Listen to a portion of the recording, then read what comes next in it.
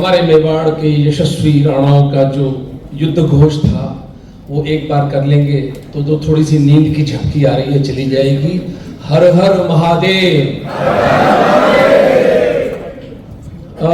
अगले 40 मिनट में, जी हाँ, आपको मुझे 40 मिनट झेलना है।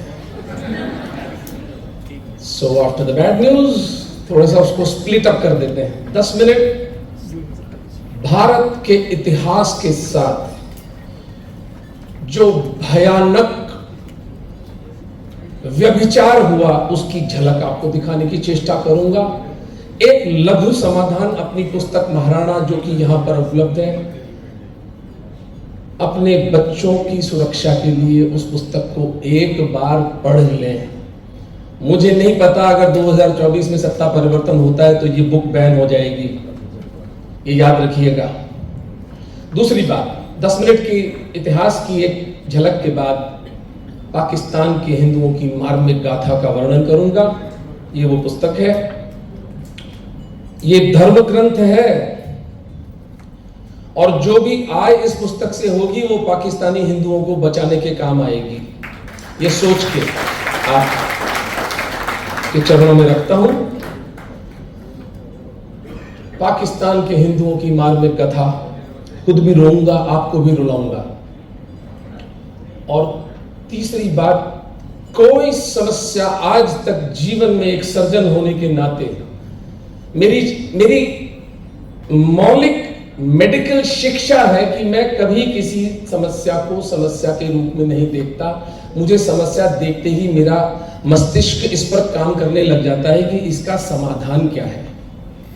और अश्विनी जी ने जिस नोट पर इस सभा को समाप्त किया है वो बहुत मूल्यवान है।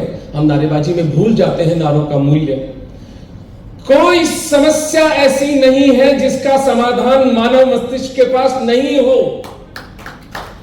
कोई समस्या, ये चपड़ घंचू चपड़ कराती है, हिंदू धर्म को समाप्त करेंगे। हिंदू धर्म उस वक्त समाप्त नहीं हुआ जब ये तथाकथित मुगल हिंदुओं की छाती पर चढ़ाए थे और जयपुर के राजा मानसिंह समझौते का संदेश यशस्वी महाराणा प्रताप सिंह जी के पास लेकर गए थे। प्रताप ने 3 शर्तें कही थी, इनको मेवाड़ी में हम 3 च से कहते हैं।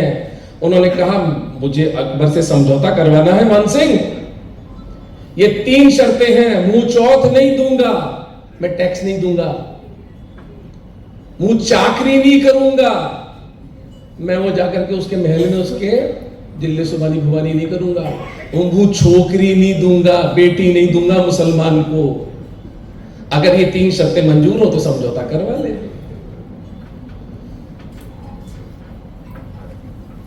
हिंदू समाज आज अगर किम कर्तव्य विमूढ़ पड़ा है तो केवल एक कारण है, हमारी लीडरशिप का फेलियर। और जब डॉक्टर कुलदीप दत्ता ये प्रश्न पूछते हैं कि हिंदू धर्म बचेगा कि नहीं, मेरी एक सहज ऊर्जा ने छलांग मारी के खड़े होकर बोलूं, और मैंने सोचा सही समय पे बोलूंगा। Timing is everything, right? प्रश्न ये नहीं है डॉक्टर दत्ता कि हिंदू धर्म बचेगा या नहीं, हिंदू धर्म तो बचेगा ही। प्रश्न ये है कि कितनी जल्दी बचेगा और कितना कम मूल्य चुकाकर बचेगा, कितनी कम गर्दनें कटेंगी। हिंदू धर्म को ये फटीचर लोग हराएंगे। ये बड़े भाई का कुर्ता छोटे भाई का पैजामा पहनने वाले लोग, इट्स अ सीरियस थिंग। आपकी थ्रेट, अरे यार दुश्मन तो ढंग का लाते, दुश्मन डिफाइन करता है हमें। तो ये जो मैं बोल रहा हूं ये मुझे अंत में बोलना था लेकिन मैं बह गया। तो तीसरा जो है समाधान पर चेतना लगाएंगे। आपको शायद वो धर्मांश फाउंडेशन के पैम्फलेट्स पहुंच चुके होंगे। जैसे जैसे मैं बोलता जाऊं बीच में यदि बोरिंग लगे तो पढ़ लीजिएगा। एक पिक्चर दिखाएं, जो नक्शा मैंने आपको दिया था। इसको गूगल करें आप, ये तुगलक डायनेस्टी भारत में उसकी क्या भौगोलिक पहुंच थी, जरा इसको गूगल कर ले अपने फोन पे, ये आपको नक्शा दिखाई देगा। अब थोड़ा सा उड़ीसा मध्य प्रदेश का भाग छोड़ दें तो लगभग पूरे भारतवर्ष पर तुगलकों का राज्य है। अब ये नक्शा सफेद झूठ है, लेकिन गूगल पर है। हमारा बच्चा इसी नक्शे को देख करके एग्जाम पास करता है। क्यों झूठ है? 1336 में सिंगोली की लड़ाई में मेवाड़ के यशस्वी महाराणा हमीर सिंह जी ने तुगलकों के सबसे बड़े तुगलक मोहम्मद बिन तुगलक को पराजित करके 6 महीने चित्तौड़ में कुत्ते की तरह कैद करके रखा था। महाराणा हमीर सिंह का नाम सुना है आप लोगों ने कभी? This is the colossal damage जो इस देश के आत्मा विहीन मक्कार वामपंथी इतिहासकारों ने छल किया है हिंदू समाज के साथ। बलात्कारी, हत्यारे, लुटेरे, आक्रमणों को इस देश का इतिहास बताया, और जो हमारे यशस्वी पुरखों ने इनका प्रतिकार किया उनके नाम तक मिटा दिए। एक और उदाहरण से स्पष्ट करता हूं।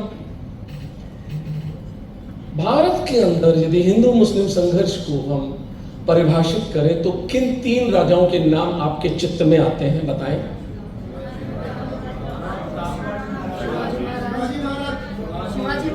छत्रपति शिवाजी महाराज, महाराणा प्रताप सिंह,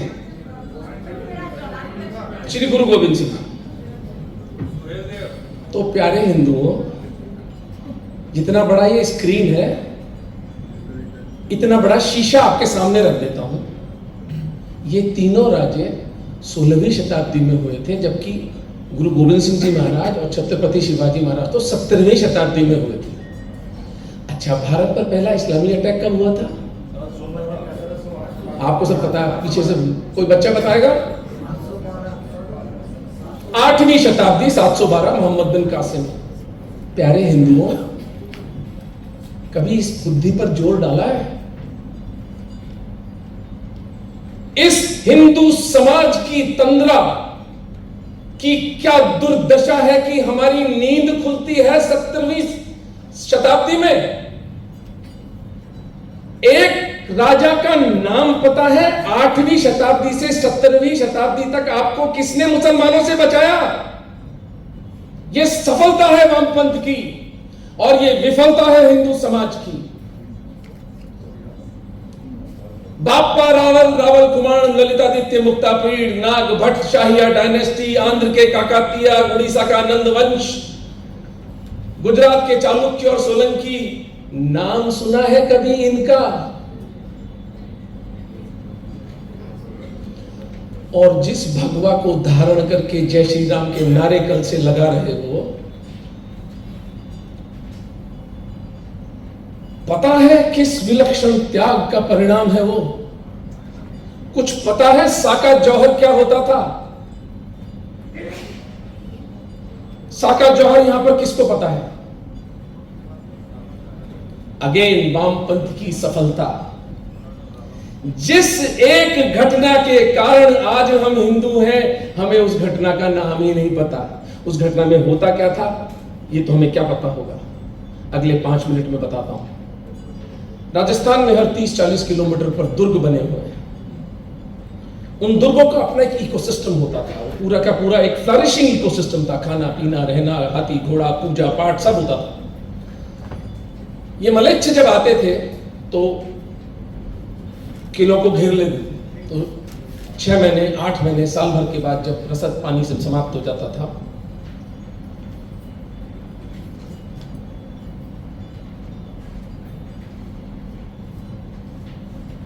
मैं अपने पत्नी और अपने बच्चों से हर बार कहता हूं कि इस बार नहीं रोऊंगा, क्योंकि वो बड़े एम्बैरस होते हैं कि पापा यार आप सार्वजनिक। लेकिन मैं क्या करूं, जब बात शब्दों से अधिक भार रखती हो तो केवल आंसुओं से व्यक्त की जा सकती है। दुर्ग के स्वामी उन पुरुषों को बुलाकर कहते कि आप अपने अपने घर की स्त्रियों को जीवित जला दें। इसको जौहर कहा जाता था। 10-10 हजार स्त्रियां एक दिन में जीवित अग्नि में अपना शरीर तिरोहित कर देती थीं।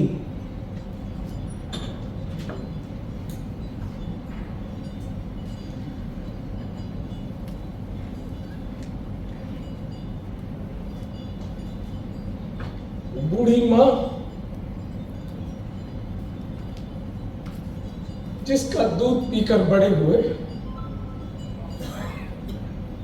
और जिसके लिए सपना था कि बुढ़ापे में इसके पैर दबाएंगे और प्रेम से इसे विदा करेंगे, उसको जीवित अग्नि में जलाना।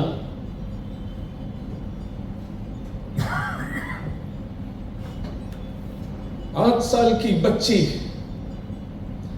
5 साल की पत्ता चूंडावत की बच्ची अपने बाप से पूछती है, बाबा बुआ चितों में क्यों जल गई?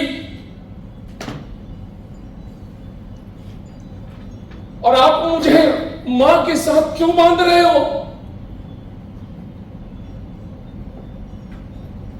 क्या उत्तर दिया होगा पत्ता चूंडावत ने कि कुछ म्लेच्छ खड़े हैं इस दुर्ग के बाहर तेरी इज्जत लूटने के लिए, जिन म्लेच्छों को आज का राजनीतिक नेतृत्व कहता है कि इनके बिना हिंदुत्व अधूरा है। डूब मरो सालो, डूब मरो हमारी यशस्वी माताओं, बहनों, बेटियों के बलिदान पर नाचने वाले हरामजादों के तुम तलवे चाटते हो। लेकिन अभी हिंदुओं का पौरुष मरा नहीं है।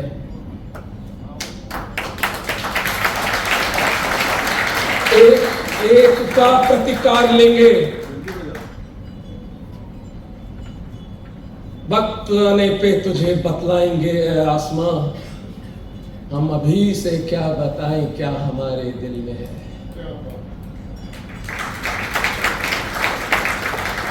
Vengeance and contempt are very precious energies. Hindu समाज must conserve it. कल से सुन रहा हूं हिंदुओं के साथ ये हो रहा है, हिंदुओं के साथ वो हो रहा है, लव याद हो रहा है, फलाना याद हो रहा है, ढिमका याद हो रहा है, गर्दन काट जा रही है। हर चीज का समाधान, हर पाप का समाधान निकलेगा। साका जौहर का वीडियो चला